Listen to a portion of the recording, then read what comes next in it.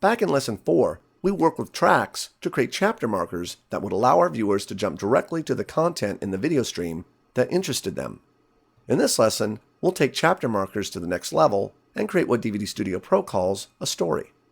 Fundamentally, stories are nothing more than a collection of chapter markers from a track rearranged so that the track content will play back in a different order. If you're following along, I have opened the L10 project file. In the track editor, bring up the Marine Life track. This is the track that is currently targeted to the Marine Life button on the Scene Select submenu. Currently, there are 8 chapter markers assigned to this track. With a story, we can force the DVD player to play back these markers in a totally different order, just like an iTunes playlist. And the best part is, stories take up no additional space on the DVD because they only reference the markers of a pre-existing track. Before we create a story, there are some limitations you should know about. First, stories can contain only chapter markers from the track to which they belong. Second, the maximum number of stories you can have per disc is 99, which seems like a lot until you consider that 99 is the total number, including all tracks and slideshows combined. To create a story, select the track in the Outline tab that contains the markers you want to create a story from. For our DVD, let's create a story from the Marine Life track. To create a story, click the story icon in the toolbar, or right-click on the track and choose Add Story. A story is added to the track and a teal-green tile appears in the graphical view. Click on the story text and rename the story Fish Story. To open the story, double-click the icon in the Outline tab or the tile in the graphical view. In Quadrant 4, the story editor appears.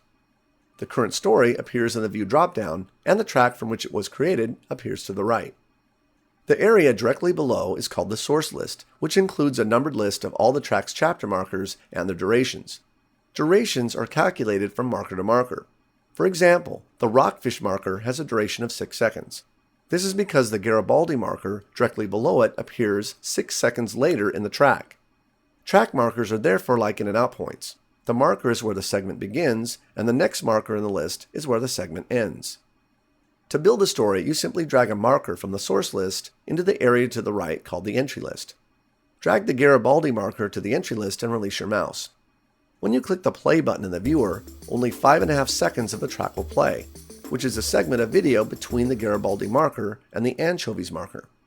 Now drag the Halibut marker into the entry list, and then the Sheep's Head marker. Now right-click in the gray area of the entry list and choose Simulate Story. The simulator, like the DVD player, will play the story segments in the order that they are listed in the entry list. One thing you may notice is that some segments may display a slight pause when playing back. This is because the laser must move to a new chapter marker and refocus. Typically, you'll see this on markers that are placed non-sequentially in the entry list.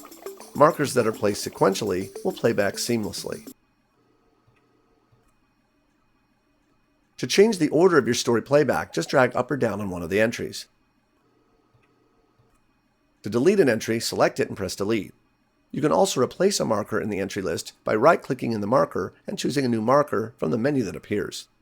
If you think about it, a story is just an alternate presentation of a track's content. There are many ways you might put stories to use. If you're a production house that sends out a lot of demo reels, you could use stories to quickly change the order of your work to suit a particular client. If you're a filmmaker, you might use stories to create alternate endings for your movie, the so-called director's cut. You can also use stories to create track content that is kid-friendly, with the objectionable material literally skipped over. Now that the story is created, it can be treated just like a track, which means you can target the item and set its end jump. Double-click the Catalina submenu to load it into the menu editor. Right-click inside the Marine Life button and choose Target, Tracks and Stories, Marine Life Fish Story, Story. Now click the Fish Story element in the Outline tab, and in the Story Inspector, check the end jump. Currently, the end jump is set for same as track. So how do we know what track it's set to? Well, if you click on the Marine Life track in the Outline tab, you'll see that the end jump is set for the Catalina submenu, so we don't need to change the end jump. Okay, one last item. Click back on the Fish Story in the Outline tab. In the General tab of the Inspector are a list of stream options. A story has complete access to every audio and subtitle stream on a track. The items with the check mark are streams that are enabled. By unchecking the boxes, you effectively turn off that stream for the story. This would be useful, for example, if your track had 2 audio streams, one for mature viewers and another for children. You would simply uncheck the stream that contained the objectionable audio and the story would only play back the family-friendly version. The same could be said for subtitles. You could create a story that forced the playback of a subtitle stream and create a closed caption version of your track. In our case, because there's a syncopated music track playing under the video, the cuts to the reordered chapter markers makes the audio sound strange. Uncheck Audio Stream 1, then right-click the story and choose Simulate Story. Now the story plays back without the audio stream. In the next lesson, we'll explore the world of scripting, which will really take your DVDs to the next level.